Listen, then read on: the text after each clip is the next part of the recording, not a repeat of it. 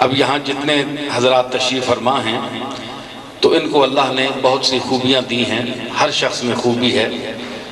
یہ اور بات ہے کہ بعض لوگوں کو خوبیوں کا احساس نہیں ہے، بعض لوگوں کو کم احساس ہے، بعض لوگوں کو ضرورت سے زیادہ احساس ہے، یعنی اتنی خوبی ہے نہیں جتنا ان کو احساس ہے۔ بعض لوگوں کو پتہ ہی نہیں مجھ میں کیا کیا خوبی ہے۔ جس طرح پتھر میں چنگاری تو ہوتی ہے موجود، لیکن جب تک پتھر کو وہ رگڑا نہ جائے تو چنگاری جو ہے وہ ظہور پذیر نہیں ہوتی۔ تو بعض لوگ ایسے ہوتے ہیں کہ ان کے کمالات اس وقت ظاہر ہوتے ہیں جب ان کا کوئی مقابل ہو یا کوئی ٹکر ہو یا سامنا ہو کوئی، ٹھیک ہے نا؟ جس طرح پتھر ہے، اب پتھر بے جان پڑے ہوتے ہیں، اب پتھر سے آپ کہیں کہ پتھر صاحب آپ میں تو سنا ہے ہم نے کہ آپ میں تو آگ ہوتی ہے، وہ ایک چکماک ہوتا ہے، وہ پتھر پہلے زمانے میں جب یہ دیا سلائی نہیں ہوتی تھی اس سے جلاتے تھے، چکماک اس کو کہتے ہیں۔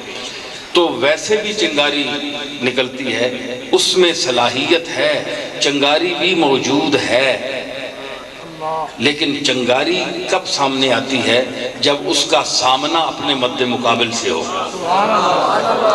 تو اسی طرح اللہ نے جب شجر اور حجر میں بھی خوبیاں رکھی ہیں تو اشرف المخلوقات میں اس نے جو اس کا شاہکار ہے، جو اس زمین میں اس کا خلیفہ ہے، اس میں اس نے خوبیاں کیوں نہیں رکھی ہوں گی؟